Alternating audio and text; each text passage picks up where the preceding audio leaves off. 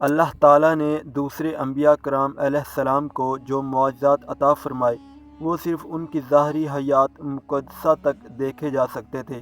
اگر آج ہم موسیٰ علیہ السلام کے ماننے والوں سے پوچھیں کہ کیا تمہارے نبی سیدنا موسیٰ علیہ السلام کے پاس معجزات تھے، وہ کہیں گے ہاں۔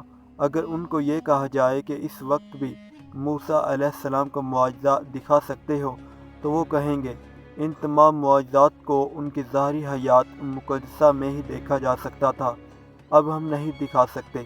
اگر عیسیٰ علیہ السلام کے ماننے والوں سے پوچھا جائے تو بھی یہی جواب ملے گا، پر قربان جائیں ہم اپنے آقا صلی اللہ علیہ وآلہ وسلم پر کہ آج بھی ہم سے کوئی پوچھے نبی کریم صلی اللہ علیہ وآلہ وسلم کے معجزات تو ہم علی الاعلان کہیں گے کہ اے میرے پیارے نبی صلی اللہ علیہ وآلہ وسلم کے معجزات کے بارے میں سوال کرنے والوں، قرآن پاک کی زیارت کر لو۔ یہ قرآن پاک میرے نبی کریم صلی اللہ علیہ وآلہ وسلم کا وہ معجزہ ہے جو قیامت تک باقی رہے گا۔ قرآن پاک کا ہر لفظ، ہر شد، مد، زیر، زبر، عظمت مصطفیٰ صلی اللہ علیہ وآلہ وسلم کی گواہ ہے۔ معجزہ کی تعریف یوں بھی کی جا سکتی ہے کہ معجزہ اس امرہ کو کہتے ہیں جو مدعی نبوت کے ہاتھ پر ظاہر ہو اور تمام کل عالم اس کے معارضہ اور مقابلہ یعنی اس کی مثل لانے سے عاجز اور درماندہ ہوں، تاکہ منکرین اور مخالفین پر یہ بات واضح ہو جائے کہ یہ شخص کوئی عام نہیں بلکہ خدا کا برگزیدہ ہے۔ آقا صلی اللہ علیہ وآلہ وسلم کی نبوت رسالت چونکہ تمام عالم کے لیے ہے اور قیامت تک کے لیے ہے، اس لیے اللہ تعالیٰ نے آپ صلی اللہ علیہ وآلہ وسلم کو جملہ اقسام عالم سے معجزات اور نشانات عطا فرمائے تاکہ عالم کی ہر چیز آپ صلی اللہ علیہ وآلہ وسلم کی نبوت کی دلیل اور برہان ہو، اور عالم کی کوئی نوع ایسی باقی نہ رہے جو آپ صلی اللہ علیہ وآلہ وسلم کی نبوت کی شہادت نہ دے۔ چونکہ آقا صلی اللہ علیہ وآلہ وسلم ساری کائنات کے لیے رحمت للعالمین اور خاتم النبیین بن کر آئے، اس لیے آپ صلی اللہ علیہ وآلہ وسلم کے معجزات بے شمار ہیں۔ حضرت عبداللہ بن عباس رضی اللہ تعالیٰ عنہ سے روایت ہے، وہ بیان کرتے ہیں کہ ایک اعرابی حضور نبی کریم صلی اللہ علیہ وآلہ وسلم کی بارگاہ اقدس میں حاضر ہوا اور عرض کیا، مجھے کیسے علم ہوگا کہ آپ اللہ تعالیٰ کے نبی صلی اللہ علیہ وآلہ وسلم ہیں؟ آپ صلی اللہ علیہ وآلہ وسلم نے فرمایا، اگر میں کھجور کے اس درخت پر لگے ہوئے اس کے گچھے کو بلاؤں تو کیا تو گواہی دے گا کہ میں اللہ کا رسول ہوں؟ پھر آپ صلی اللہ علیہ وآلہ وسلم نے اسے بلایا تو وہ درخت سے اترنے لگا یہاں تک کہ حضور نبی کریم صلی اللہ علیہ وآلہ وسلم کے قدموں میں آ گرا۔ پھر آپ صلی اللہ علیہ وآلہ وسلم نے اسے فرمایا، واپس چلے جاؤ، تو وہ واپس چلا گیا۔ اس اعرابی نے نباتات کی محبت و اطاعت رسول صلی اللہ علیہ وآلہ وسلم کا یہ منظر دیکھ کر اسلام قبول کر لیا۔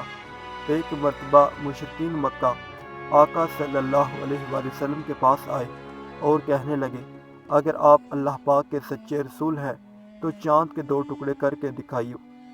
آپ صلی اللہ علیہ وآلہ وسلم نے فرمایا، کیا تم مجھ پر ایمان لاؤ گے؟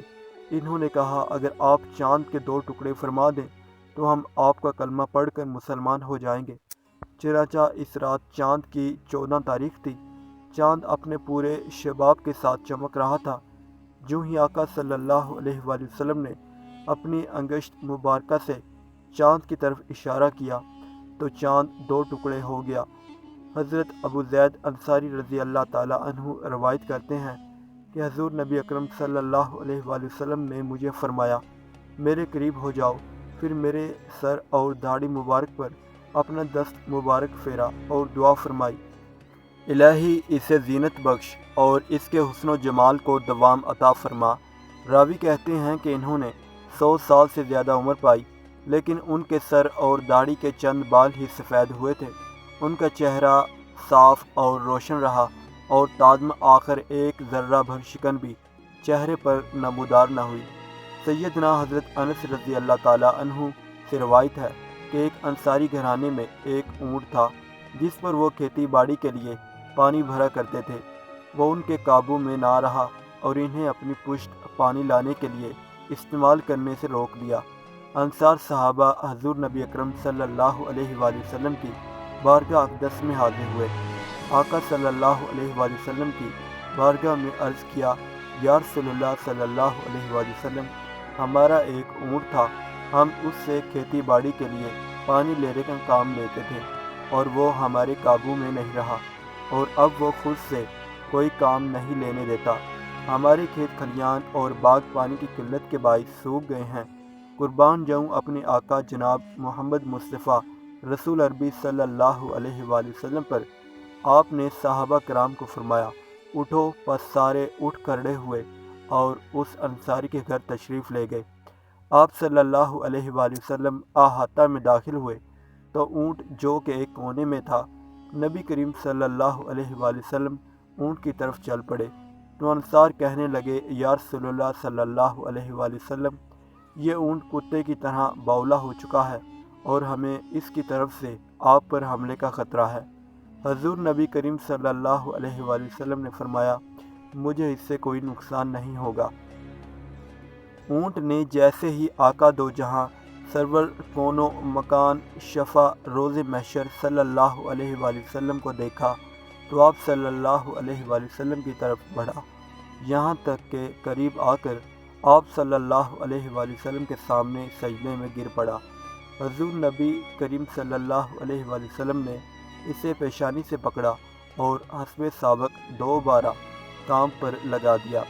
صحابہ کرام علیہم رضوان نے یہ دیکھ کر آپ صلی اللہ علیہ وآلہ وسلم کی خدمت میں عرض کیا، یا رسول اللہ صلی اللہ علیہ وآلہ وسلم، یہ تو بے عقل جانور ہوتے ہوئے بھی آپ صلی اللہ علیہ وآلہ وسلم کو سجدہ کر رہا ہے، اور ہم تو عقل مند ہیں، اس سے زیادہ حقدار ہے کہ آپ صلی اللہ علیہ وآلہ وسلم کو سجدہ کریں۔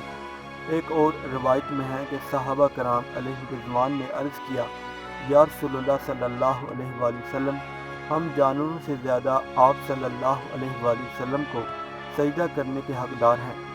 آپ صلی اللہ علیہ وآلہ وسلم نے فرمایا، کسی فرد بشر کے لیے جائز نہیں کہ وہ کسی بشر کو سجدہ کرے، اور اگر کسی بشر کو سجدہ کرنا جائز ہوتا تو میں بیوی کو حکم دیتا کہ وہ اپنے شوہر کو اس کی قدر و منزلت کی وجہ سے سجدہ کرے جو کہ اسے بیوی پر حاصل ہے۔ درج بالا حدیث مبارکہ سے یہ معلوم ہوتا ہے کہ ہر وقت صحابہ کرام علیہم رضوان کا دل سجدہ کرنے کے لیے مچلتا تھا۔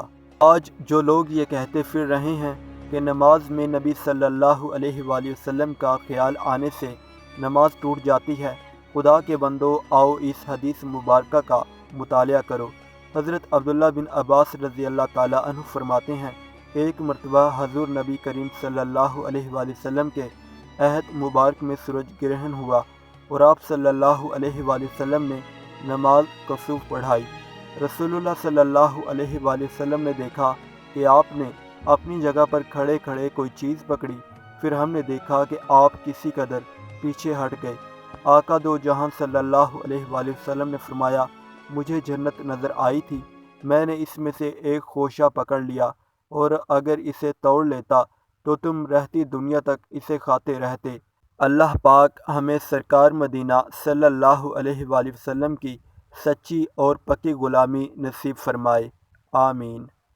مزید اسی طرح کی اسلامی ویڈیوز کی اپڈیٹس کے لیے ہمارے چینل کو سبسکرائب کریں۔